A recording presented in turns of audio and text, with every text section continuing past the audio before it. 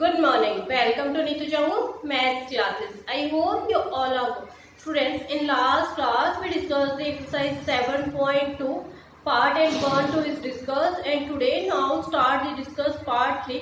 Students, जो part first था उसमें हमारे क्वेश्चन नंबर 1 2 3 हुए थे और पार्ट जो 2 है मैं यहाँ पे लिख देती हूँ. पार्ट 1 में कितने क्वेश्चन हुए हैं? 1 2 3 और पार्ट 2 में स्टूडेंट्स हमारे क्वेश्चन हुए 4 5 6 7. तो 7 तक आई होप कि स्टूडेंट्स आपने वो वाली क्लास देख ली होगी. अगर आपने वो वाली क्लास नहीं देखी है तो उसका जो लिंक है आज की क्लास की मैं डिस्क्रिप्शन बॉक्स में डाल दूंगी, तो पहले आप वो वाली देख लेना. ओके, तो today now start the class. Student मैंने लास्ट क्लास में भी बताया था कि इस एक्सरसाइज में ऐसे मैंने फर्स्ट एक्सरसाइज है 7.1 तो उसके भी आपके 3 पार्ट्स अपलोड किए हैं, पार्ट 1 2 3 और एक जो है वो इंट्रोडक्शन पार्ट है. तो आई होप कि स्टूडेंट्स आप सबने वो वाली क्लासेस मेरी देख ली होगी. और मैंने क्लास में भी ये भी रिपीट किया था आपको कि जो कोऑर्डिनेट ज्योमेट्री चैप्टर नंबर 7 आपका जो कितने मार्क्स का आता है, तो बताया था 5 मार्क्स का आता है.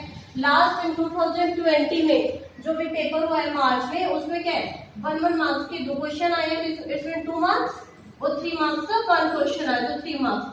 फ्रेंड्स मैं जैसे ही आपको चैप्टर को एक्सरसाइज कराती हूँ ना तो उसके बेस जो भी क्वेश्चन पेपर में जो इम्पोर्टेंट होता है तो मैं आपको साथ साथ बताती जाती हूँ कि कौन सा क्वेश्चन कितने मार्क्स का आता है, कितने के आने के चांसेस होते हैं. कि आप जब भी कोई भी चैप्टर प्रिपेयर करो तो उसके अकॉर्डिंग ही करना है. बिकॉज देखो कोऑर्डिनेट ज्योमेट्री मैंने लास्ट में भी बताया था कि इसमें 4 फॉर्मूले होते हैं. जैसे 4 फॉर्मूले हो गए आपके पूरा चैप्टर हो जाता है क्योंकि 3 एक्सरसाइज है. और अब देखो फर्स्ट फॉर्मूला मैंने बताया था आपको डिस्टेंस फॉर्मूला. ओके, सेकंड है आपका सेक्शन, थर्ड है आपका मिड पॉइंट एंड फोर्थ है एरिया ऑफ ट्रायंगल. अब स्टूडेंट्स ये एरिया ऑफ ट्रायंगल वो वाला नहीं है जो राइट एंगल में होता है ना, half into base into height. नहीं, इसमें आपको 3 साइड गिवन और 3 पॉइंट गिवन है. तो जो ये वाला जो क्वेश्चन होता है ना एरिया ऑफ ट्रायंगल वो बहुत ज्यादा जो कहते हैं कॉम्प्लिकेटेड क्वेश्चन है. कॉम्प्लिकेटेड नहीं होता बट उसमें कॉम्प्लिकेटेड कहाँ पे आता है कि उसमें सारी वैल्यूज है ना माइनस प्लस में गिवन होती है. और जैसे आप माइनस प्लस में गिवन में थोड़ा सा कंफ्यूज हो गया भाई प्लस की रिप्लेसमेंट में आपने माइनस लिख दिया, पूरा क्वेश्चन गलत हो जाएगा. और जैसे माइनस की रिप्लेसमेंट में प्लस लिख दिया क्या है कि जैसे फिजिक्स चेंज हुई तो आपका आंसर भी डिफर आ जाएगा. तो बस इसीलिए वो थोड़ा कॉम्प्लिकेटेड होता है.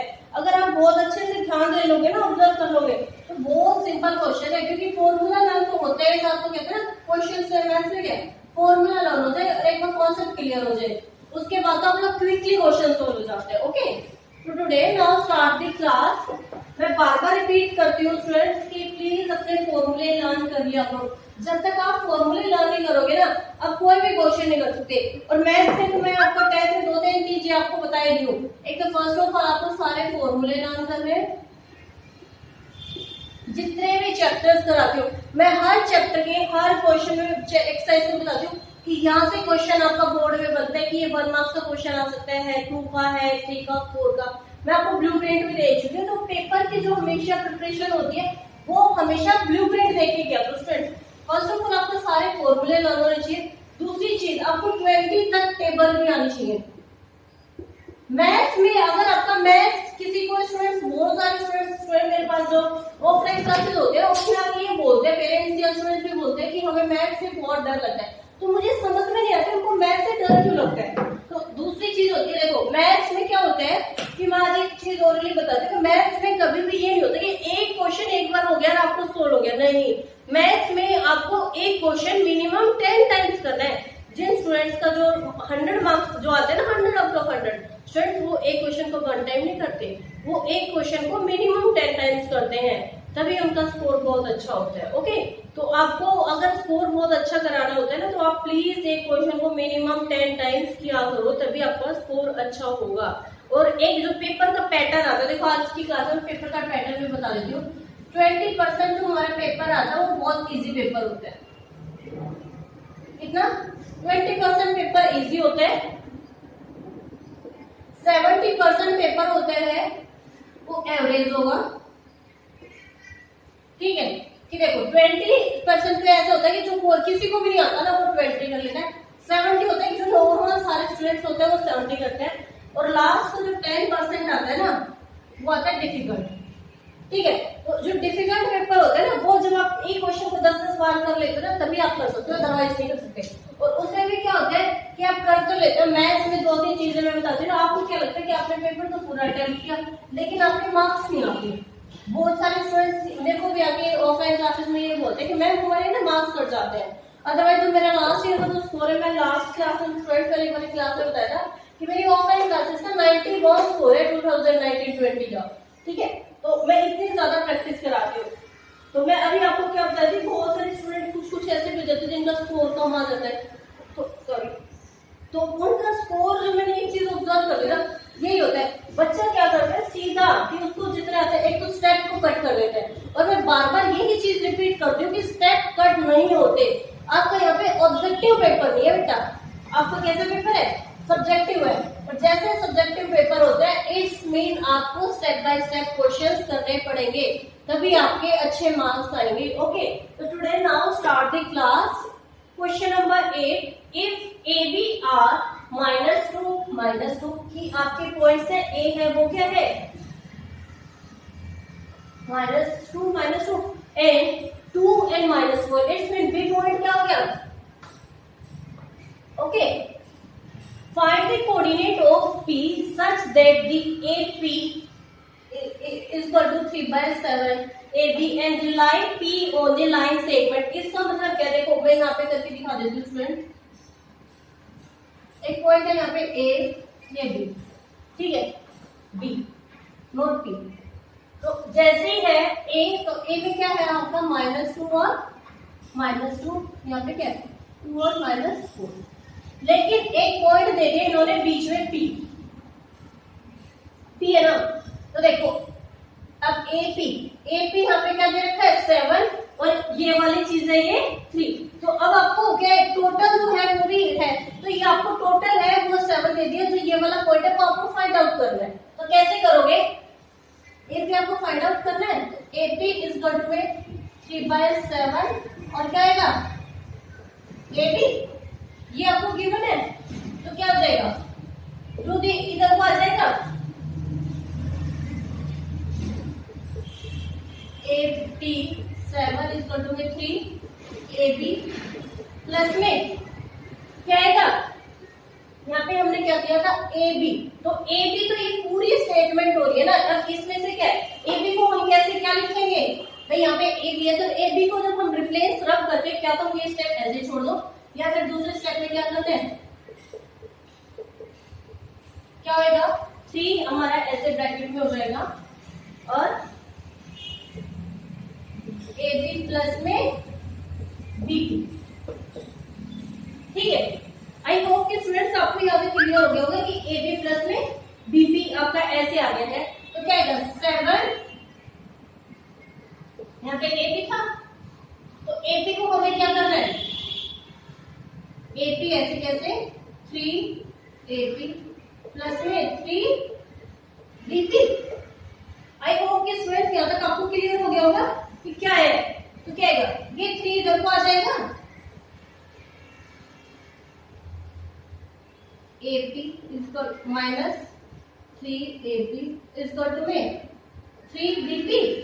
तो अभी यहाँ पे दोनों को जैसे माइनस करेंगे क्या आएगा AP 4 और 3BP। तो आई होप कि स्टूडेंट्स आपको ये पॉइंट से ये क्लियर हो गए होंगे कि AP की जो रेशियो है वो 4 है और BP की रेशियो यहाँ पे 3 है। तो अब ये रेशियो कैसे लिखते हैं, AP इजकल टू में BP। अब ये क्या है, ये हमेशा क्या होती है क्रॉस मल्टीप्लाई होती है, पता है ना आपको सबको। तो क्रॉस मल्टीप्लाई होती है तो आपकी रेशियो क्या आ जाती है स्टूडेंट्स 3:4। तो अब ये रेशियो आपको क्लियर हो गई, तो इट्स मीन यहाँ पे मैं एक क्रॉस करके लिख देती हूँ, तो ये रेशियो आपकी क्या जाती है 3:4। तो आई होप कि स्टूडेंट्स आपको ये क्लियर हो गया होगा कि रेशियोज मैंने है कैसे निकाली है। तो students please note it down this question. I think students आपका नोट डाउन हो गया होगा, मैं रन कर देती हूँ। स्टूडेंट्स अगर फिर भी कोई डाउट है तो प्लीज आप कमेंट बॉक्स में ना कमेंट कर दिया करो, मैं आपकी प्रॉब्लम को शॉर्ट आउट कर दूंगी। और वैसे भी स्टूडेंट्स मैं क्रैश कोर्स स्टार्ट करने वाली हूँ। क्रैश कोर्स में क्या होता है कि आपका जो सिलेबस होता है बहुत स्पीड से होता है, बट उसमें मैं आपका डाउट सेशन भी लूंगी, टेस्ट भी लूंगी, सारे काम लूंगी, ठीक है। अब क्या था, हमारा पॉइंट आ गया था जो हमारी जो ये रेशियो थी। अब तो सिंपल है, आपको क्या है, फाइंड द कोऑर्डिनेट्स आपको पॉइंट करना है, तो कौन सा जैसे कोऑर्डिनेट्स आपको फाइंड करने थे यूजिंग द सेक्शन फार्मूला, तो क्या हो जाएगा m1 यहाँ पे पहले 3-4 रेशियो थी, तो m1 m2 आपके रेशियो तो क्लियर हो गई, m1 m2। अब नेक्स्ट है आपको इधर को हम -2 और 4। आई होप कि यहाँ तक आपको क्लियर हो गया स्टूडेंट। तो ये क्या हो गया x1 y1 x2 y2। तो आई होप कि यहाँ तक आपको क्लियर हो गया। जैसे ये आ जाती है स्टूडेंट्स, तो आपको क्या है, put the values in this equation या फिर फॉर्मूला, ठीक है। तो अब क्या है, उसके बाद फॉर्मूला में पुट करनी है। तो क्या था हमारा फॉर्मूला, मैंने लास्ट क्लास में भी आपको बताया था कि फॉर्मूले में कैसे पुट करते हैं। m1 m2 तो 3 + 4। अब क्या था x2 x1, तो x2 आपका 2 है और x1 आपका -2, यहाँ तक कॉमा। अब क्या, जैसे हमने x की वैल्यूज निकाली स्टूडेंट्स, हमें किसकी वैल्यूज निकालनी है, y की वैल्यूज निकालनी है। तो y की वैल्यूज कैसे निकालते हैं, वही सेम 3 + 4 हो गया स्टूडेंट्स। अब 3 + 4 यहाँ पे ब्रैकेट, और उसके बाद क्या आएगा y2 और y1। तो y2 क्या है -4 और y1 -2, ये हो गया। तो अब नेक्स्ट क्या है, 3 × 2 = 6, और देखो प्लस माइनस माइनस 8 अपॉन में 3 और 4 7। अब देखो 8 में से जब 6 क्या आएगा 2। अब 2 माइनस का आएगा या प्लस का आएगा फिर, तो 2 क्या आएगा, 2 माइनस का आएगा, क्योंकि जो 8 है वो हमारा नेगेटिव नंबर है। और लास्ट क्लास में मैं बार बार आपको बताती हूँ कि जो ग्रेटर होता है साइन उसी का आता है, तो यहाँ पे -2/7, ठीक है। अब सेम ऐसे ही हम फाइंड आउट कर लेते हैं। 3 × 4 = 12 माइनस का आएगा क्योंकि 3 × 4 = 12 और -1 है, तो 4 × 2 = 8, नेक्स्ट एक माइनस का है, ठीक है ना, क्योंकि भाई प्लस माइनस माइनस, अब 1 में 4 और 3 7। तो आई होप कि फ्रेंड्स आपको यहाँ पे क्लियर हो गया होगा। अब -12 और -8 का minus minus plus, but sign किसका आ जाएगा फ्रेंड्स, माइनस का, तो -20/7। तो फ्रेंड्स आपकी जो फाइंड द कोऑर्डिनेट्स, आपके पॉइंट पे आ गए फ्रेंड्स -2/7 और आपका आया 20/7। तो आई होप कि स्टूडेंट्स आपको क्लियर हो गया होगा। क्वेश्चन नंबर आपका कौन सा है, 8। ओके, तो students please note it down this question. तो स्टूडेंट्स अगर कोई डाउट रह जाता है तो आप प्लीज मुझे कमेंट बॉक्स में कमेंट कर दिया करो, ओके।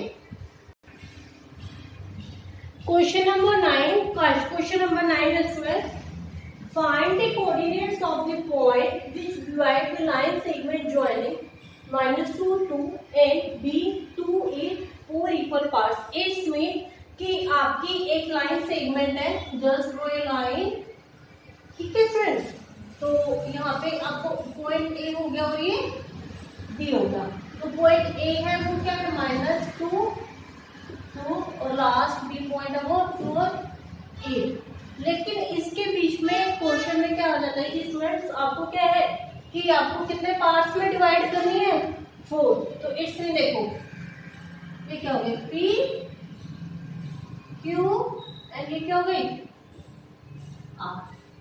तो आई होप कि स्टूडेंट्स ये क्लियर हो गया होगा। तो पी क्यू आर हो गई। तो देखो अभी x1 y1 x2 y2 x3 y3 हम ये पॉइंट्स कर देते हैं। लेकिन इन्होंने क्या बोला कि स्टूडेंट्स आपको कितने पार्ट्स में डिवाइड हो रही है, ये 4 में। तो अब इनकी रेशियोज क्या हो जाएगी, देखो 4 में होगी। तो अब देखो 1 2 3 4, तो ये क्या हो जाएगी रेशियो 1:3, ठीक है। 1:3 हो गई ना। 1 कैसे, ये देखो 1 2 3, ये 3 आ गई और यहाँ पे 1 आ गई। और देखो ए क्यू में क्या आएगा कि आपकी बिल्कुल हाफ हो रही है, तो 1:1। एंड लास्ट वन में क्या जाता है, इनका रिवर्स हो जाएगा, तो 1 2 3 3:1। तो आपकी ये रेशियोज आ गई। तो आई होप कि स्टूडेंट्स आपको क्लियर हो गया। तो first part, second and third, अब फर्स्ट पार्ट में हमारा क्या पॉइंट आएगा, एपी इज इक्वल टू में एपी है ना, तो पी, ठीक है, तो उसके रेशियो हमारे स्टूडेंट्स क्या है 1:3 ब्रैकेट क्लोज। सेकंड में क्या आएगा ए क्यू और क्यू बी। आपका सेकंड पॉइंट में आई थिंक क्लियर हो गया होगा, ए क्यू इक्वल टू में क्यू बी, तो क्या आएगा स्टूडेंट्स 1:1, ठीक है। अब नेक्स्ट में आएगा, लास्ट वन में आएगा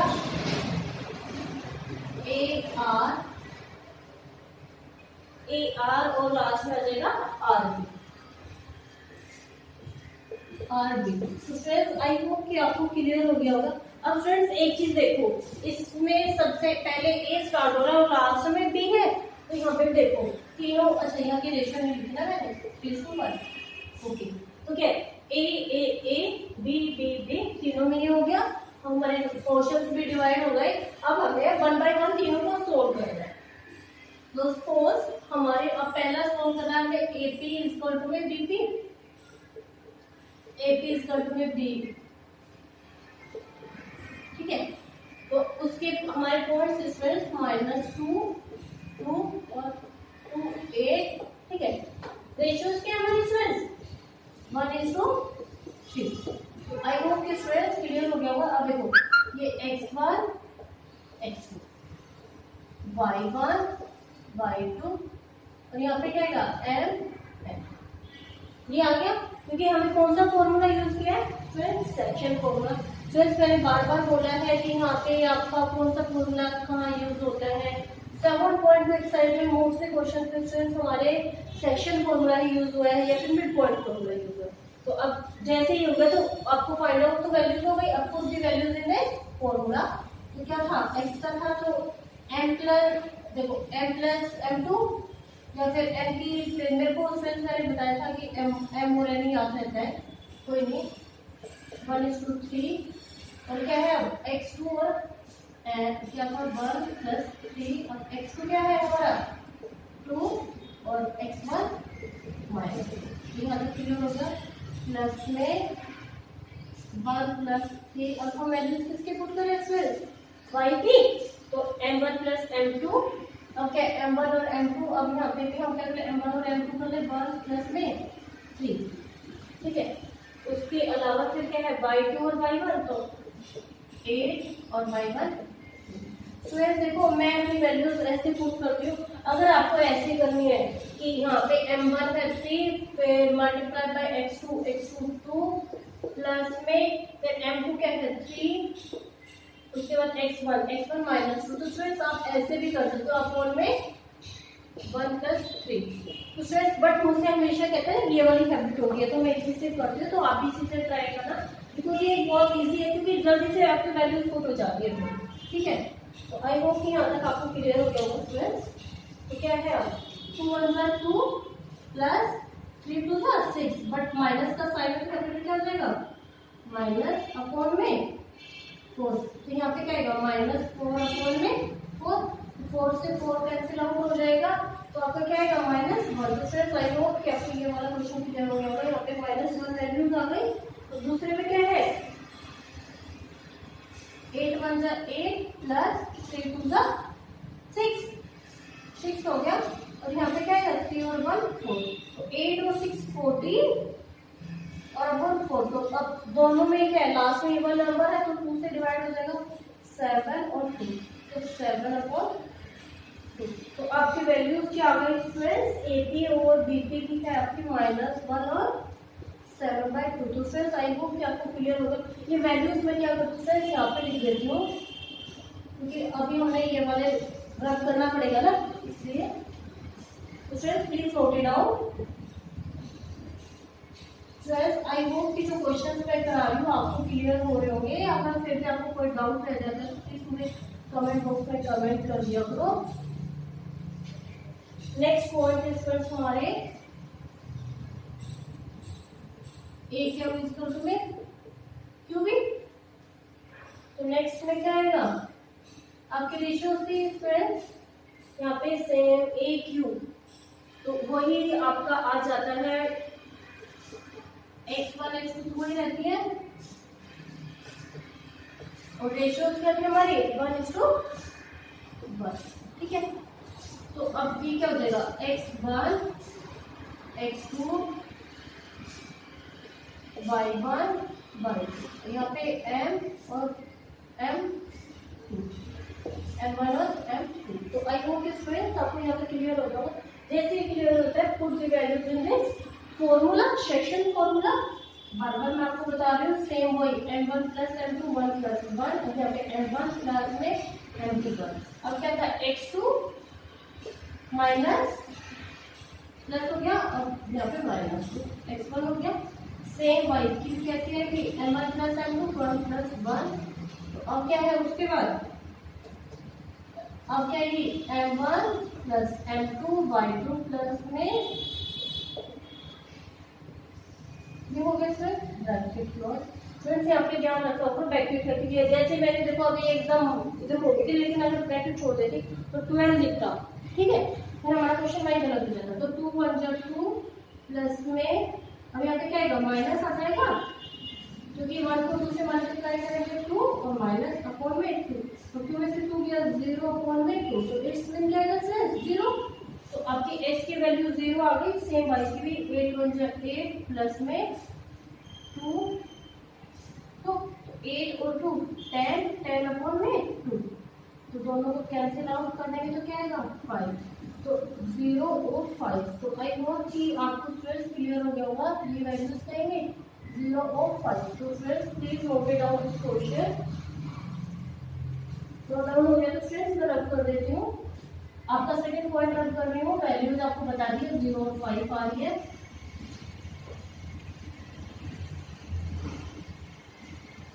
एंड लास्ट पॉइंट आता है स्टूडेंट्स हमारा AR इक्वल टू में RB। तो AR इक्वल टू में RB पॉइंट सेम हुए हो जाएंगे 2 2 2 और 8, और कौन सी रेशियो थी हमारे 3:1। तो ये हमारा M1 M2। आई होप कि स्टूडेंट्स यहाँ तक आपको क्लियर हुआ होगा। x1 x2 y1 y2। Okay, तो x1 x2 y1 y2 जैसे ही आ जाता है तो put the values they they formula. तो x में क्या आएगा 3 प्लस 1, तो 3 प्लस 1। ओके, तो नेक्स्ट क्या था हमारा x4 x1 x2 2 x1 -2। और अब y की वैल्यूज में क्या आएगा 3 प्लस 1 अपॉन में 3 प्लस 1, कि भाई m1 m2 m1 m2। अब क्या था y2 y1 8 और यहाँ पे y। तो आई होप स्टूडेंट्स आपको यहाँ तक क्लियर हो गया होगा। तो 3 2 6 प्लस अब क्या आएगा प्लस या माइनस, माइनस आ जाएगा 2 मल्टीप्लाई बाय 1, तो 3 और 1 4, ठीक है। तो क्या आएगा जब 6 में से 2 माइनस करेंगे तो स्टूडेंट्स हमारा जाएगा 4 डिवाइडेड बाय 4, तो क्या आएगा 1। तो आई होप स्टूडेंट्स यहाँ तक आपको क्लियर हुआ होगा। Please note it down this question. अब हम किसके वैल्यूज फाइंड आउट करेंगे स्टूडेंट्स y की। तो y में क्या आएगा 8 को जब 3 को 8 से मल्टीप्लाई करेंगे 24 प्लस में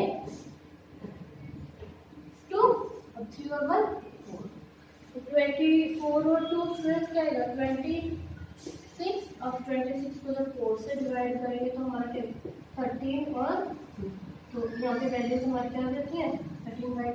तो ये क्या हो जाएगा 1 और 13/2। तो स्टूडेंट्स हमारा क्वेश्चन में क्या पूछा गया था, find the coordinates of the point which divide the line segment. आपको ये दो पॉइंट्स थे 4 इक्वल पार्ट्स में डिवाइड किए थे। यहाँ पे मैंने आपको दिखा दिया कैसे 4 इक्वल पार्ट्स में डिवाइड किए थे। तो फर्स्ट पार्ट में जो हमारी वैल्यूज आई कितनी है कि यहाँ पे मैंने लिखी हुई है -1 और 7/2। सेकेंड पॉइंट में है 0 और 5 एंड थर्ड में है 1 13/2। तो आई होप कि फ्रेंड्स आपको ये क्वेश्चन में वो क्लियर हो गया होगा। This is the question number 9। तो friends please note it down this question.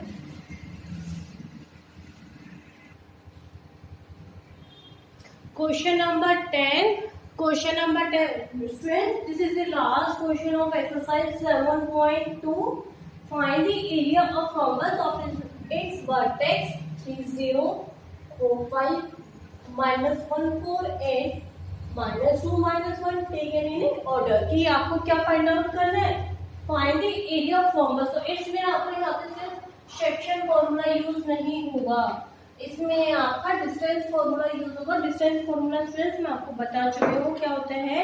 Distance formula होता है स्टूडेंट्स, डिस्टेंस फॉर्मूला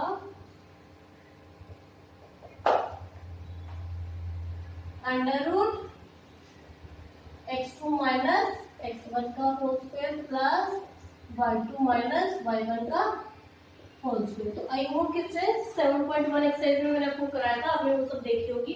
अदरवाइज उसका जो लिंक है मैं डिस्क्रिप्शन बॉक्स में डाल दूंगी, वहां से देख लेना। ओके, तो आपको ये हो गया।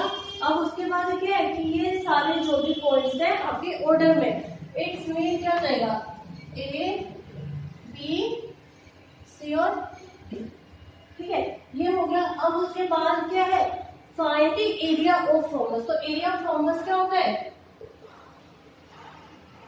एरिया ऑफ रोम्बस होता है स्टूडेंट्स आपका half multiply by diagonals. Okay, तो हाफ मल्टीप्लाई बाय डायगोनल्स होता है।